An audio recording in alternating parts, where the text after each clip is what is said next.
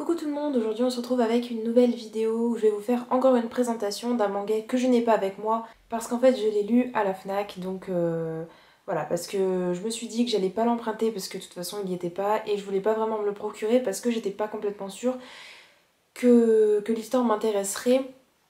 Et en fait j'ai bien fait parce que voilà, c'est pas vraiment une histoire qui m'a complètement comblée. Donc je vais vous parler de Rainbow Days de Mizuno Minami aux éditions Kazé, donc qui vient de sortir au début de l'année, je sais plus exactement quel mois, mais deux tomes sont disponibles pour le moment. Et le troisième tome sort au mois de juin, donc le 8 juin. C'est un manga qui a aussi été adapté en animé, donc je vous en parlerai un petit peu assez rapidement. Donc de quoi parle cette histoire? Donc on suit un jeune garçon, donc cette histoire va être racontée du point de vue d'un garçon, donc ce qui est assez original pour un shoujo je trouve. Donc c'est, comment il s'appelle déjà, Natsuki, qui est un jeune garçon assez timide, un peu rêveur. Et il a trois meilleurs amis. Il y a donc Tomoya qui est le dragueur, Keiichi qui est l'optimiste mais sadique, et Yatsuyoshi qui est un otaku. Donc on a déjà des personnalités très très bien définies par l'auteur et voilà, les personnages sont vraiment très carrés sur leur personnalité. Je veux dire, ils sont pas...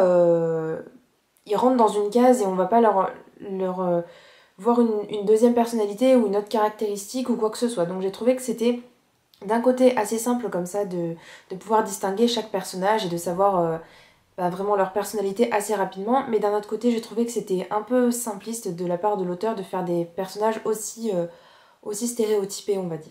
Donc comme je vous le disais, j'ai lu le premier tome et dans ce premier tome on a un premier chapitre qui est assez introductif et qui nous présente en fait les personnages. Donc on commence un peu à savoir à quoi s'attendre, de leur personnalité, de leur caractère et tout ça.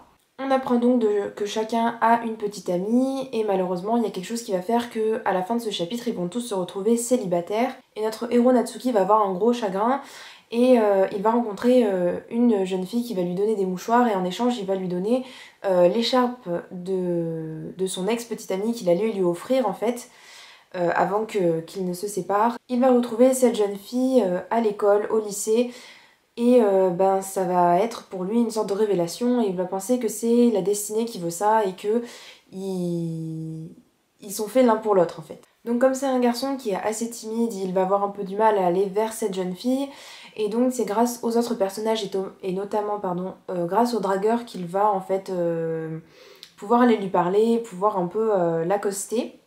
Donc durant chaque chapitre on va dire qu'il y a un peu quelque chose qui va faire qu'ils vont se rapprocher. Donc par exemple il y en a un c'est sur la Saint-Valentin et j'ai l'impression que les chapitres n'étaient pas complètement imbriqués les uns dans les autres et j'ai trouvé que c'était un peu plat, qu'il se passait pas vraiment grand chose on va dire. Et j'étais un peu... c'est pas que je m'ennuyais dans ce manga mais j'étais pas vraiment dedans quoi. Comme je le disais, les personnalités de chaque personnage sont vraiment très distinctes et l'auteur ne les fait pas sortir de cette case dans laquelle elle les a mis. Et, mais ça n'empêche pas qu'il y a quand même beaucoup de moments où du coup, grâce à ces personnalités un peu hors du commun, on peut un peu rigoler grâce à ces personnages-là. Du côté donc des personnages féminins, on en a deux. Donc on a le personnage donc féminin principal, on va dire, donc la fille dont est tombé amoureux Natsuki, qui est une jeune fille plutôt timide, plutôt réservée, qui est plutôt un peu seule dans son coin, et sa seule amie, c'est une fille qui est un peu l'opposé d'elle-même, c'est-à-dire une fille qui... pas forcément qui est extravertie, mais voilà, une fille qui veut vraiment la protéger parce que elle a pas envie que cette fille sorte avec n'importe qui. Donc c'est vraiment une fille qui va mettre des bâtons dans les roues à notre héros.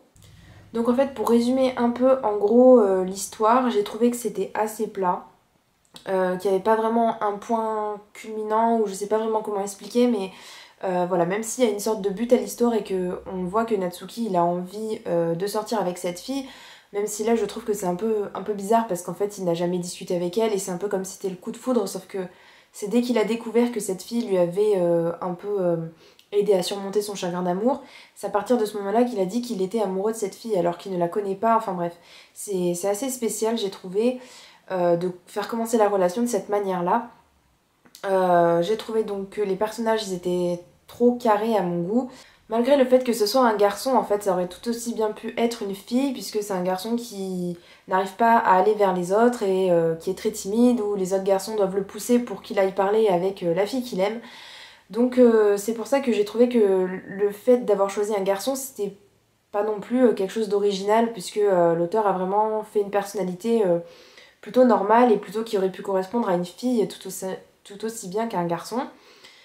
Euh, donc pour moi, c'était pas forcément une super lecture et j'ai pas vraiment envie plus que ça de continuer la série. En tout cas, j'ai regardé rapidement l'animé, j'ai regardé les 2 premiers épisodes en fait pour regarder rapidement à quoi ça correspondait dans le manga. Et c'est très fidèle au manga. Et les 2 premiers épisodes en fait correspondent à peu près au premier tome.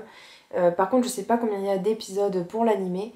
Euh, En tout cas, voilà, si vous voulez plutôt essayer l'animé, je trouve que en tout cas pour le début, hein, puisque j'ai pas regardé la suite, c'est plutôt très fidèle au manga.